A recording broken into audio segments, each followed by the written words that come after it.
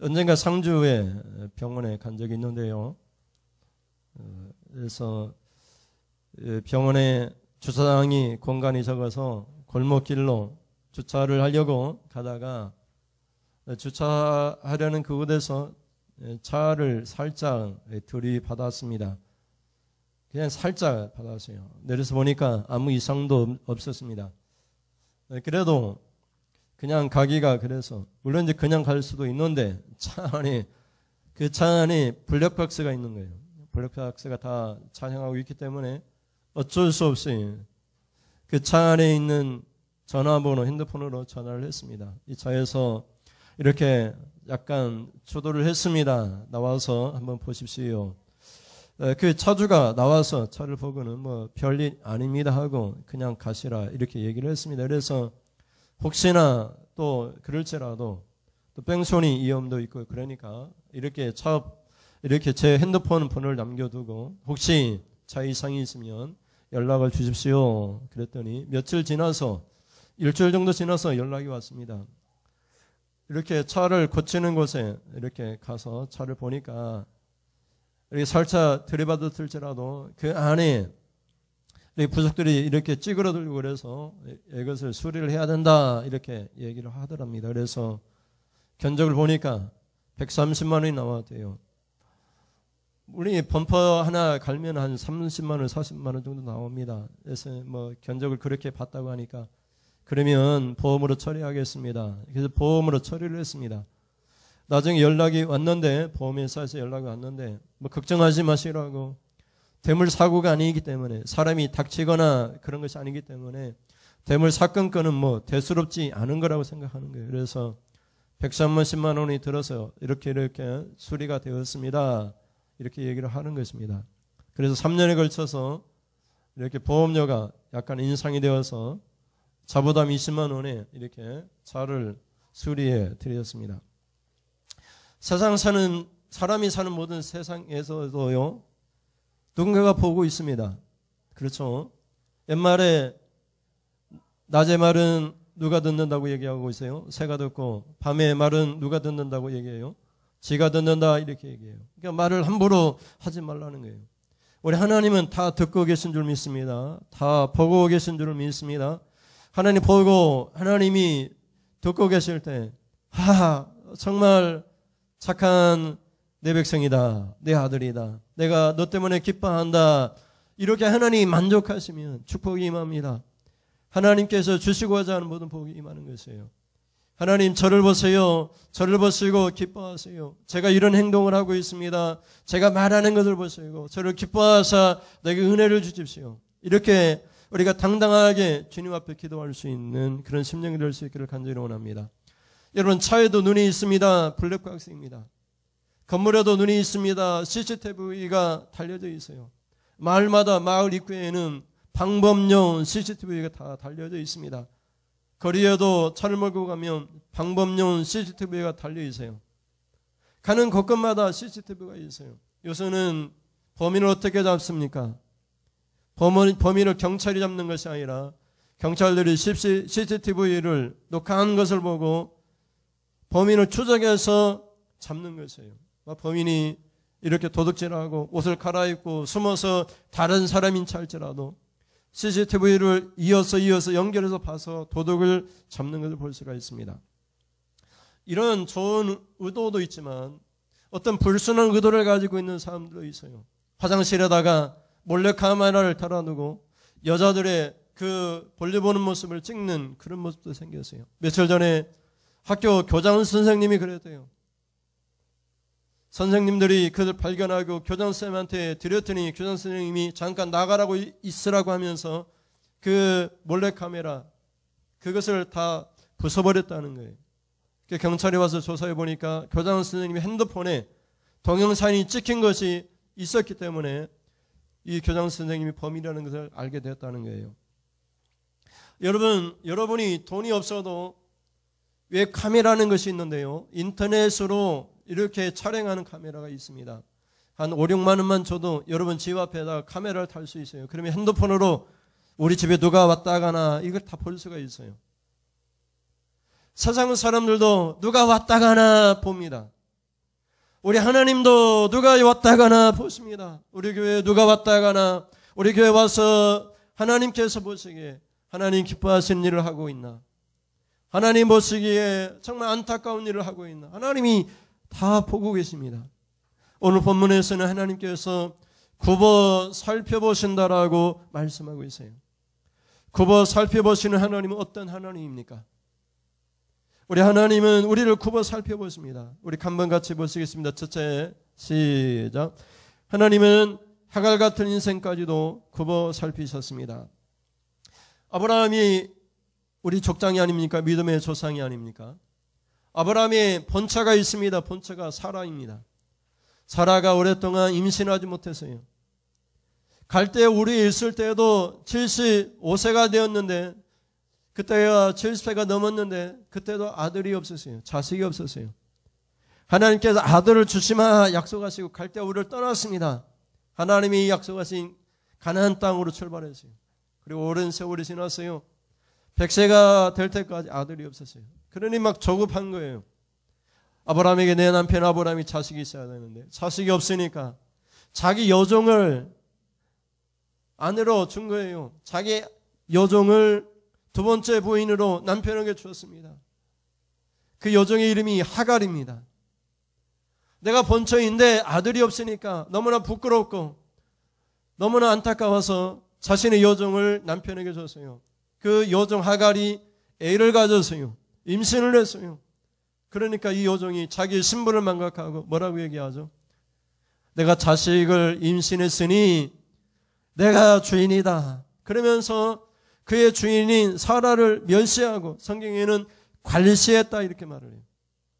그래서 본처인 사라가 너무나 답답하고 억울해서 남편 아브라함에게 가서 따집니다.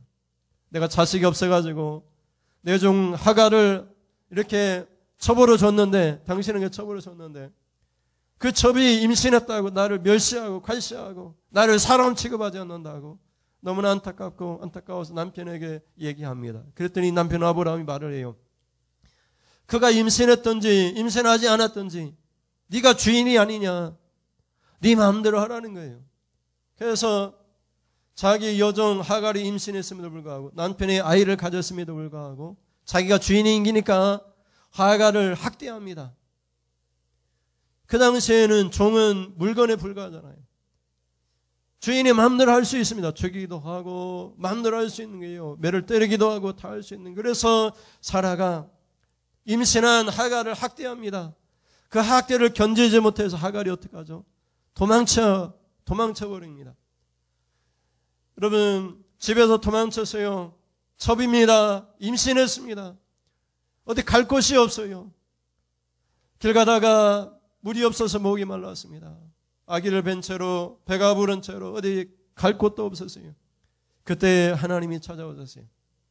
하나님이 말씀하십니다. 물을 마시게 하시고 말씀해요. 내가 네게 복을 주겠다. 내가 너를 책임지겠다. 다시 네 주인에게 사라에게 가서 순종해라. 내가 네 자식에게, 그 자식이 이스마엘일 텐데, 자식을 낳을 텐데, 아들을 낳을 텐데 네 아들에게 복을 주겠다. 하갈 같은 인생도 첩이었습니다. 여종이었습니다. 임신한 채로 쫓겨나듯이 도망쳤습니다. 그런 여종에게도 하나님이 찾아오셔서 그를 살피시고 그를 돌보시고 그를 축복해 주셨습니다. 하갈 같은 인생도 하나님이 인도하시고 살펴주셨습니다. 오늘 여러분도 하나님이 살펴주시고 오늘 여러분도 축복해 주시고 하나님께 여러분 가운데도 하나님이 굽어 살피시는 줄을 믿습니다. 그래서 하갈이 그런 하나님을 가리켜서 옛날 성경에는 나를 감찰하시는 하나님이라 이렇게 고백했어요. 그리고 우리 성경에는 살피시는 하나님이라고 고백을 합니다. 여러분, 창세기 16장 13절 14절입니다. 13절부터 같이 읽겠습니다. 하갈이 자기에게 이루신 여호와의 이름을 나를 살피시는 하나님이라 여으시니 이는 내가 어떻게 여기서 나를 살피시는 하나님을 배웠는고 함이라. 14절에 그 이름으로 그 샘을 부엘라 헤로이라 불렀으니 그것은 가데스와 베렉 사이에 있더라. 아멘.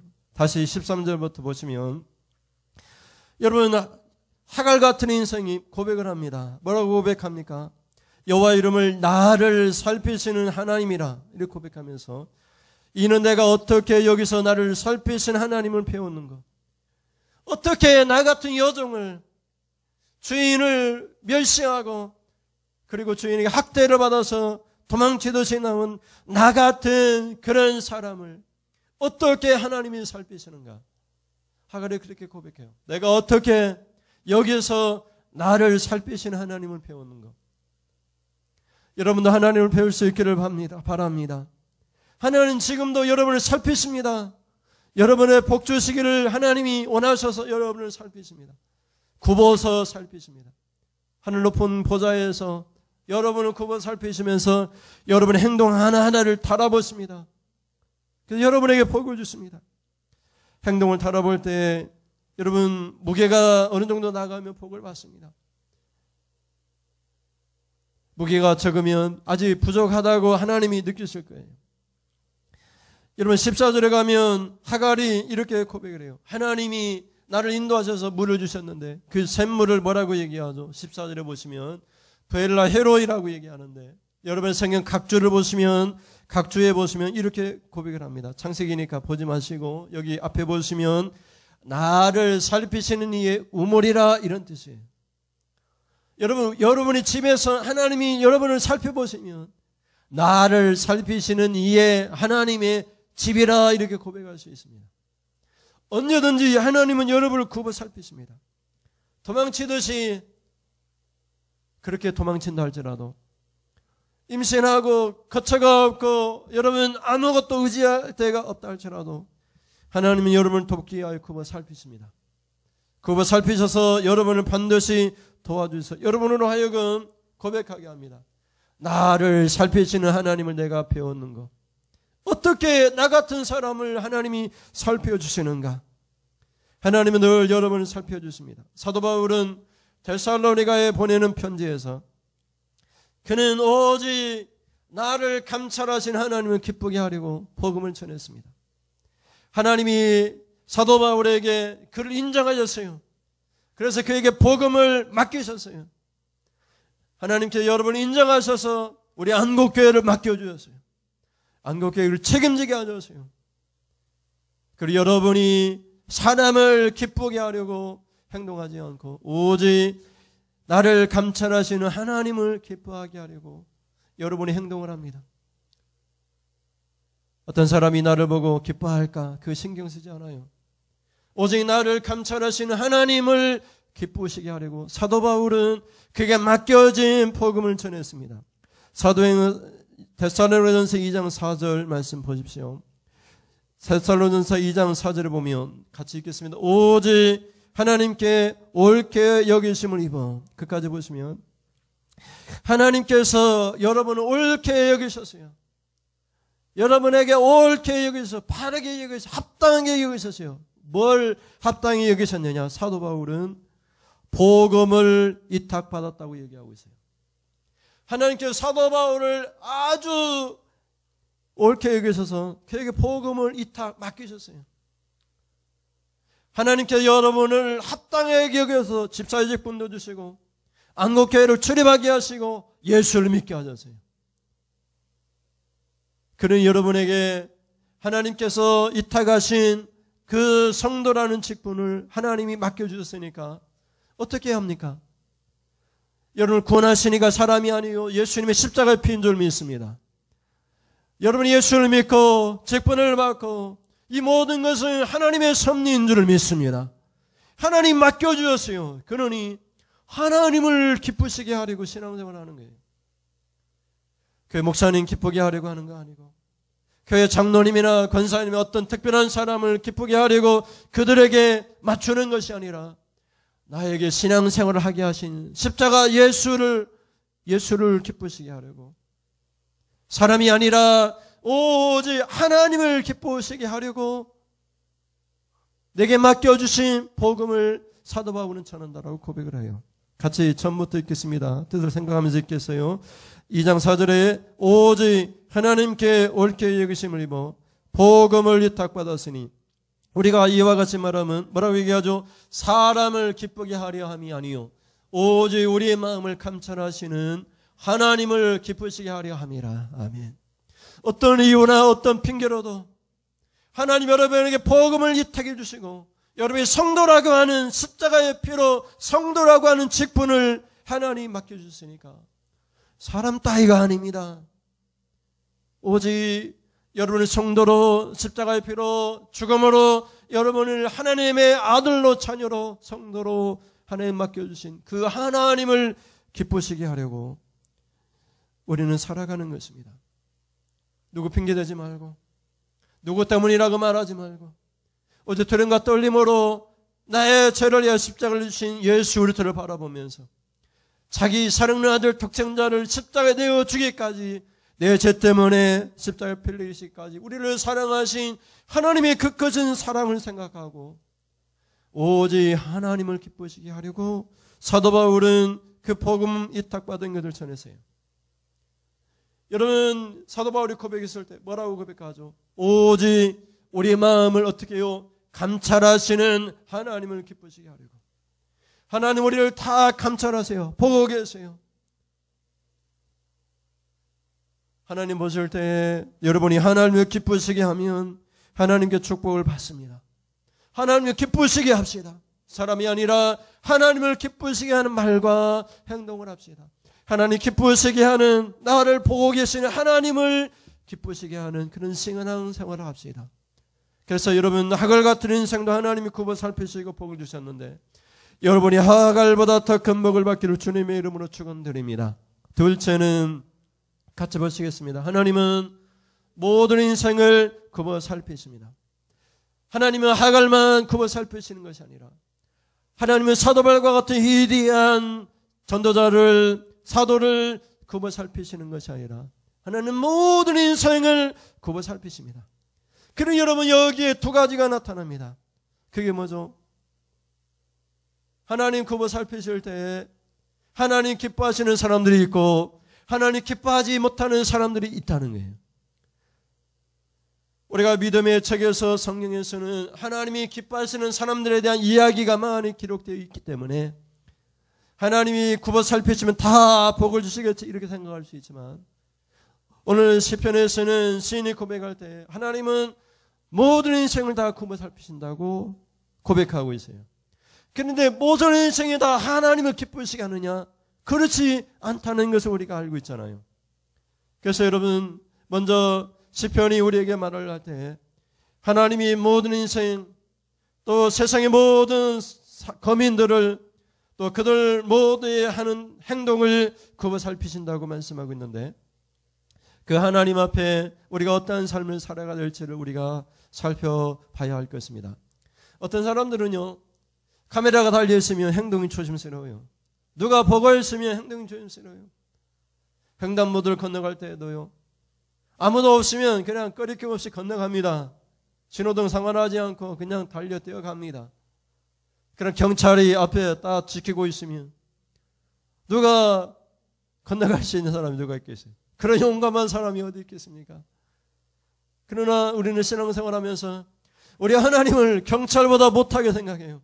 하나님 보고 계신데도 경찰이 보고 있으면 행동이 조심스러운데 하나님 보고 있음에도 불구하고 하나님을 두려워하지 않습니다. 경찰은 두려워하지만 하나님은 두려워하지 않아요. 그게 우리들의 모습이에요. 우리들의 모습.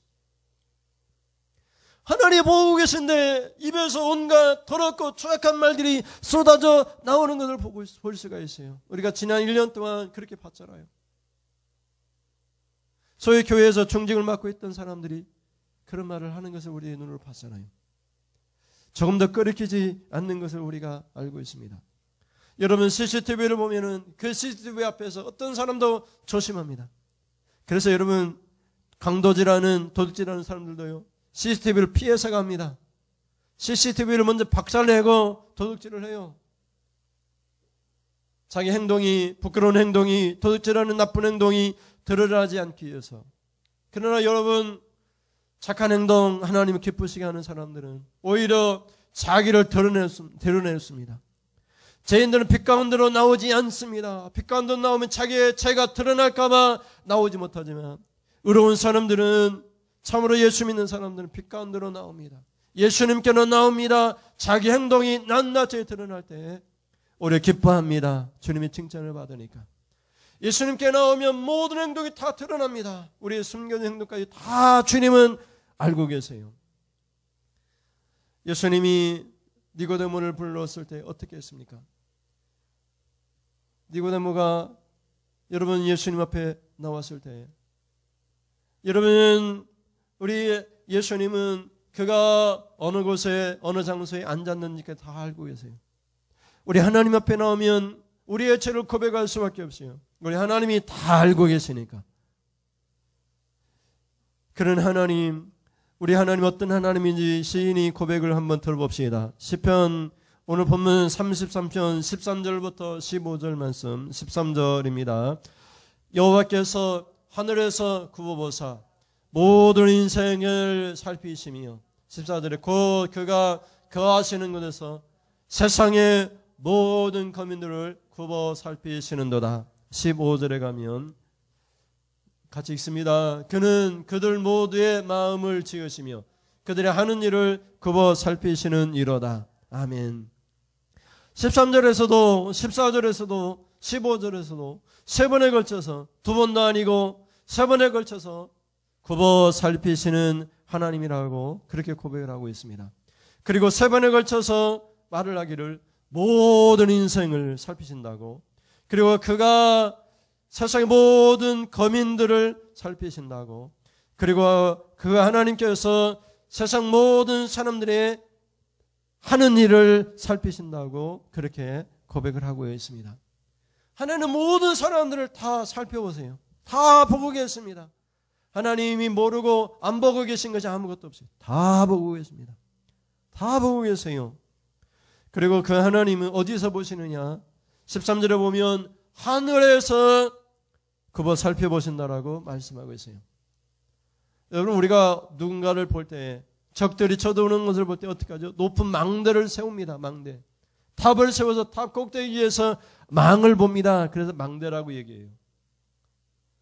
그러니 여러분, 우리 하나님은 어디에서 살펴보세요? 골짜기나 땅속이나 그리고 지대가 나쁜 곳에서 살피시는 것이 아니라 하늘에서 살펴요. 하늘에서. 하늘에서 보시니까 다 보이는 거야. 다. 그리고 하나님은 어디에서 살펴보세요? 14절에 보면 그가 거하시는 곳을 살펴보세요. 그가 거하시는 곳 하늘에서 다 살펴보시니까 다 보세요. 다. 하나님이 보실 때 하나님 앞에 드러나지 않을 사람이 하나도 없어요. 하나님이 다 보세요. 그리고 아무도 하나님의 눈에서 피할 사람이 아무도 없습니다. 시편 139편 7절에 10절에 보면 우리가 하나님을 떠나 어디로도 피할 수가 없어요. 바다 밑으로도 하늘로도 땅속으로도 피할 수가 없다라고 시인은 고백합니다. 139편 7절부터 보실까요? 7절 시작. 내가 주의 영을 떠나 어디로 가며 주의 앞에서 어디로 피하리이까? 8절에 내가 하늘에 올라갈지라도 거기 계시며 수월에 내 자리를 펼지라도 거기 계시니이다. 9절 내가 새벽 날개를 치며 바다 끝에 가서 거주할지라도 거기서도 주의 손이 나를 인도하시며 주의 오른손이 나를 붙드시리이다. 아멘.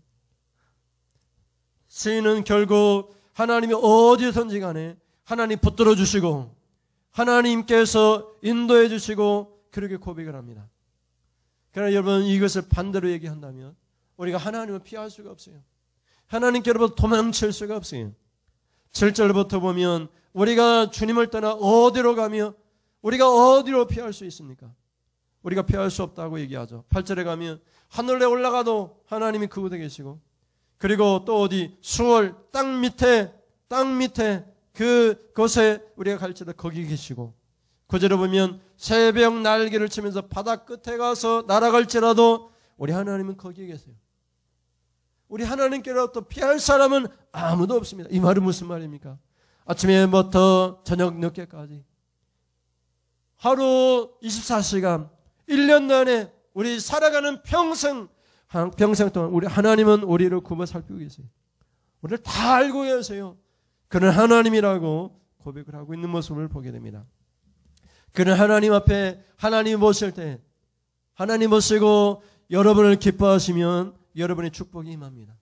하나님 보실 때 하나님 보시고 하나님 기뻐하지 않는다면 축복이 임하지 않는 것이죠. 여러분이 하나님 앞에 기뻐하시는 사람들이요 하나님 앞에 복을 받기를 주님의 이름으로 축원을 드립니다. 마지막으로 셋째 같이 읽습니다. 셋째, 하나님을 경외하는 자를 구원하고자 살피십니다. 아멘. 여러분, 하나님이 굽어 살피시니까 아무도 피할 수가 없어요. 하갈 같은 인생도 하나님이 굽어 살피시사 돌봐주시고, 사도 바울은 고백할 때 나를 감찰하신 하나님을 기쁘시게 하려고 자기에게 맡겨주신 사명을 감당하겠다라고 그렇게 고백을 합니다. 피하거나 도망치는 것이 아니라 시편의 시인들도 고백하기를 내가 어디 있든지 간에 거기서도 하나님이 나를 인도하시고 나를 붙들어 주신다라고 그렇게 고백을 합니다. 여러분 어디에 있든지 간에 하나님이 여러분을 붙들어 주십니다. 하나님께 여러분을 인도해 주십니다. 오직 감찰하시는 하나님을 믿을 수 있기를 주님의 이름으로 축원드립니다. 그러면 여러분 하나님이 왜 하나님 기뻐하시는 사람만 살펴보시고 그 사람에게 복을 주시면 될 텐데 왜 모든 인생을 굽어 살피십니까? 하나님 모든 인생을 굽어 살피시니까 그 모든 인생들 가운데 하나님을 의지하지 않는 사람들이 있다는 것을 발견하게 됩니다. 사람들은요 하나님을 의지하지 않습니다. 하나님을 두려워하지 않습니다. 그리고 힘 있는 어떤 사람들이나 어떤 무기나 그리고 자신의 힘을 키우려고 합니다. 하나님 보실 때 이런 사람들을 만납니다. 그런 사람들은 자신들의 힘을 키웁니다. 사람의 숫자를 키웁니다. 여러분 16절부터 17절 말씀 보십시오. 하나님 보실 때 이런 사람들이 나옵니다. 16절을 보면 많은 군대로 구원 얻은 왕이 없으며 용사가 힘이 세워도 스스로 구원하지 못하는도다. 17절에 구원하는 데는 군마는 헛되며 군대가 많다 하여도 능히 구하지 못하는도다. 아멘. 여러분 16절부터 보면 왕은 어떻게 하죠? 자신의 세력을 키우려고 군대를 많이 만들어 놓는다는 거예요. 숫자 싸움을 한다는 거예요. 숫자가 많은 군대가 되어서 자신의 세력이 강해질 것으로 여긴다는 거예요. 그리고 그 군대를 어떻게 해요? 힘을 세게 만든다는 거예요. 힘을 키워서 군사력을 강하게 만든다는 거예요. 16절은 많은 군대, 그 군대에게 힘이 세게 만든다는 거예요. 그래도 구원은 그 숫자와 힘의 세력에 달려있지 않다고 말을 합니다. 다시 17절에 가서 설명을 하죠. 구원하는 데에는 군마, 전쟁에 나아가는 말이죠. 최고의 그 당시에 최고의 군사력입니다. 최고의 무기예요.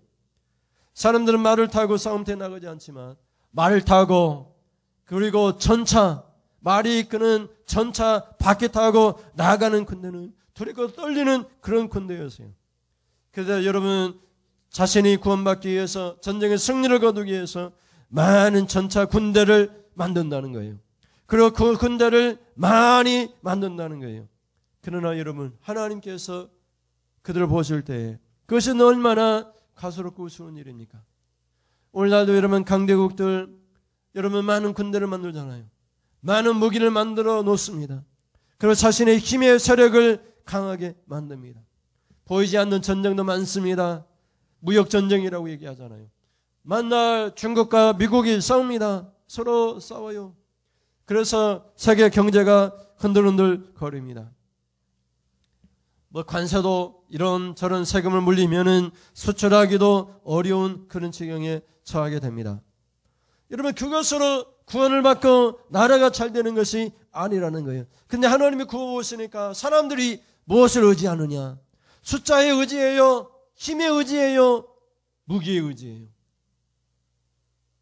사람들 보니까 우리로 따지면 사람들이 무엇을 의지해요? 내가 좋은 대학 나왔네, 서울대 나왔네, 좋은 직장 다니네, 이런 것들로 자기가 구원 얻는 줄로 생각해요. 우리 주일학교 우리 복음성가도 있잖아요. 무엇으로 구원을 받습니까? 힘으로 구원받습니까? 돈으로 구원받습니까? 지혜로 구원을 받습니까? 구원은 오직 믿음으로만 구원을 받는 줄을 믿습니다. 결국 주님 앞에 구원을 얻고 축복을 받는 것은 오직 믿음이고 하나님을 두려워하는, 하나님을 경외하며 하나님을 예배하는 성도들이 복을 받는 거예요. 그래서 하나님께서 말씀합니다. 구원은 어디로부터 오는가를 말씀하죠. 18절부터 21절을 봅시다. 18절입니다. 여호와는 그를 경외하는 자 곧 그의 인자하심을 바라는 자를 살피사 그들의 영혼을 사망에서 건지시며 그들의 굶주릴 때에 그들을 살리시는도다. 20절에 우리 영혼이 여호와를 바라며 그 하나님께 어떻게 하셨습니까? 그는 우리의 도움과 방패시로다. 21절에 우리 마음이 그를 즐거워하며 우리가 그의 성호를 의지하였기 때문이로다. 아멘. 그의 성호, 거룩한 이름이잖아요. 우리가 하나님을 의지하였기 때문에 즐거운 일이 생긴다는 거예요. 그래서 하나님이 도움이 되시고 방패가 되시고 하나님의 축복을 받게 되었다라고 시인은 고백하는 것을 볼 수 있습니다. 여러분, 하나님이 굽어 살피시는데 사람들은 어떤 사람들입니까? 사람은 자기 힘을 의지해요. 자기 편을 만듭니다. 자기 편을 만들어 자기를 동조하는 많은 사람을 만들어내요. 자기 세력을 강하게 만듭니다. 그러나 구원은 거기에 있지 않습니다. 난 사람이 더 괜찮습니다. 여러분, 교회에 난 사람이 주님 앞에 하나님을 경외하는 사람이라면 하나님이 그 사람을 도와주시고 그 사람의 방패가 되어주시고 그 사람을 구원해 주신다라고, 그 사람의 즐거운 일들을 일어나게 하신다라고 시인은 고백하고 있는 모습을 볼 수 있어요.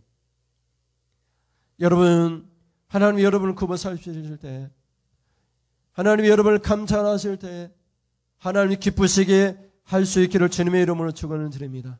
하나님이 안타까워서 야, 왜 그렇게 신앙생활하냐, 내가 너를 위해 십자가에 피 흘려 죽기까지 했는데 너 신앙생활하는 꼴이 왜 그 모양이냐, 그렇게 안타까워하는 모습이 아니라 왜 사람의 숫자를 의지하고 힘을 의지하느냐. 나를 의지하라. 나를, 제발 나를 의지하라. 누가 십자가를 졌느냐? 내가 아니냐. 내가 네 도움이 되고 네 방패가 되고 내가 너를 도와주기로 원해. 나를 의지해라. 사람 의지하지 말고 나를 의지하라.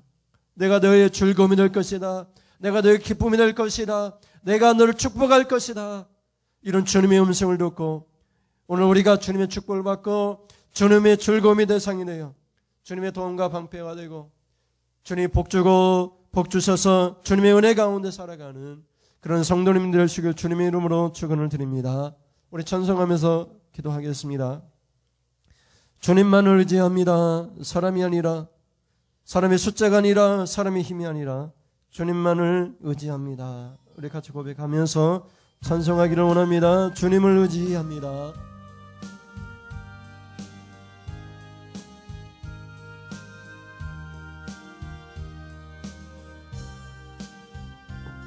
하나님을 기쁘시게 합시다. 주님을 의지합니다.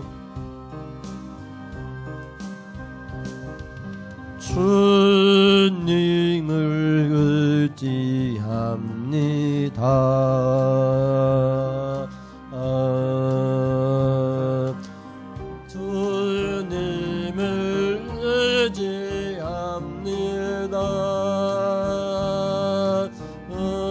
내 삶의 이루어 내 삶의 이루어 참 편안 주시는 주님을 의지합니다. 주님이 축복 주셔서 주님을 찬양합니다.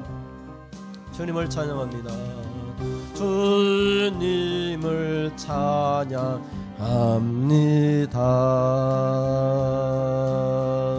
주님을 찬양합니다. 주님을 찬양합니다.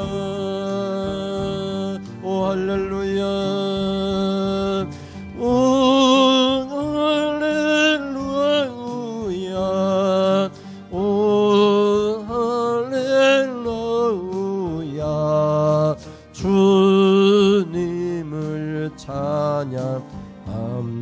간주 나올 때 우리 고백합니다. 눈을 감고 주님만 의지하겠습니다. 사람 숫자 의지 않겠습니다. 내 힘을 의지하지 않겠습니다. 오직 주님만을, 내 진리의 십자가에 피 흘리신 주님만을 의지하겠습니다. 주님의 도움을 구하겠습니다. 기뻐하며 즐거워하며 살겠습니다. 주님을 사랑합니다.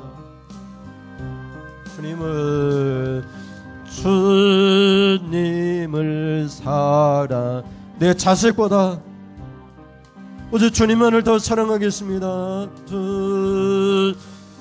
주님을 사랑합니다. 주님을 사랑합니다. 주님을 사랑합니다. 할렐루야. 할렐루야.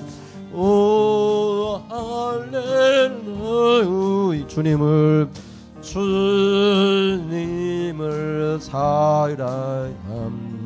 한 번 더 찬송하겠습니다. 가사를 생각하면서 주님을 의지합니다. 주님을 의지합니다. 내 마음의 진정한 고백이기를 원합니다. 주님을 의지합니다. 주 의지합니다. 내 삶의 이러한, 내 삶의 이러한 잘 변함없이는 주님을 의지합니다. 주님 의지해서 복받음으로 주님 찬양하겠습니다. 주님 찬양합니다. 주님을 찬양합니다. 주님을 찬양합니다. 주님을 찬양합니다. 오 할렐루야. 오 할렐루야. 오 할렐루야. 주님을 찬양합니다. 주님을 사랑합니다. 주님을 정말 사랑합니다. 주님을 사랑합니다. 주님을 사랑합니다. 아멘. 주님을 사랑합니다. 아멘. 주님을 사랑합니다. 할렐루야. 오 할렐루야. 오 할렐루야.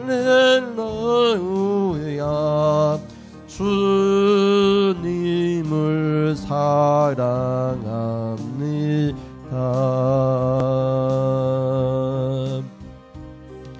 우리 잠깐 같이 피아노만 좀 맞춰서 기도하겠습니다.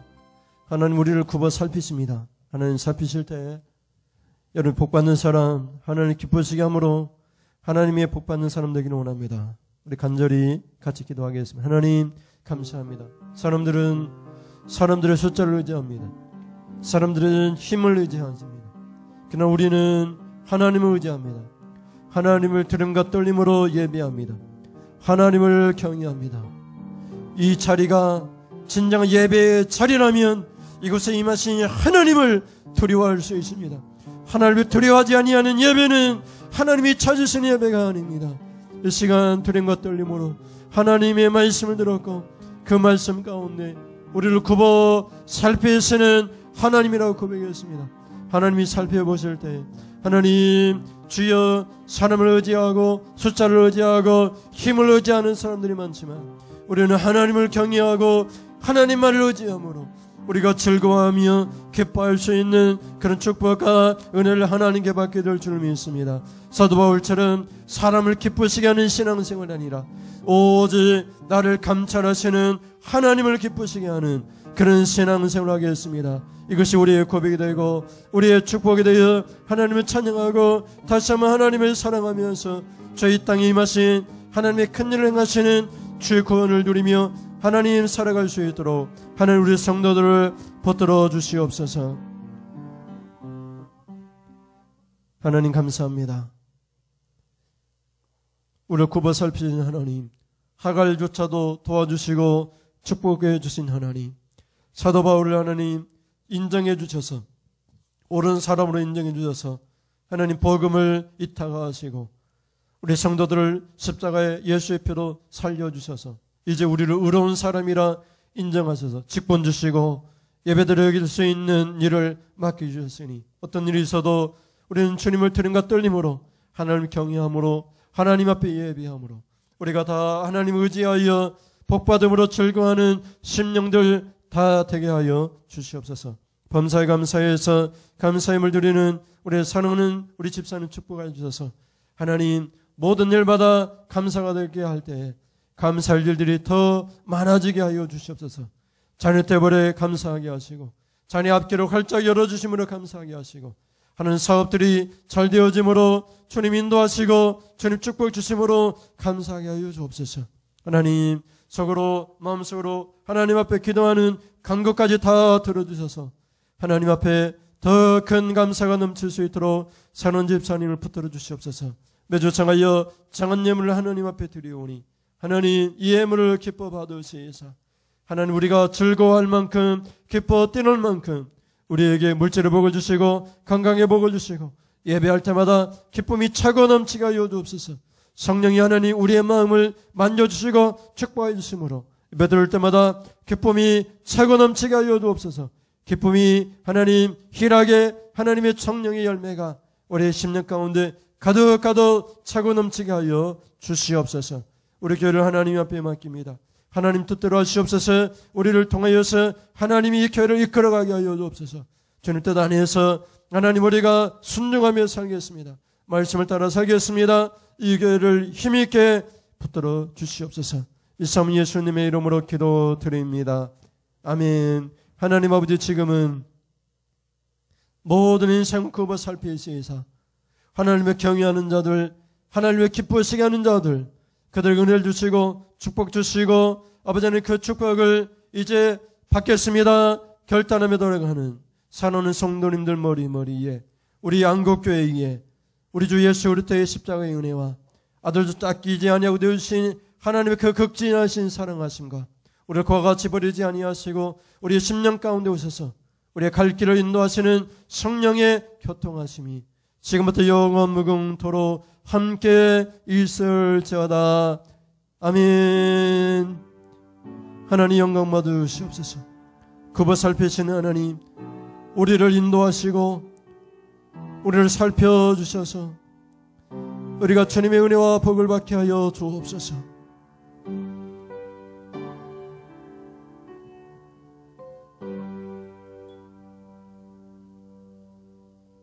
이상으로 예배를 마치겠습니다. 감사합니다.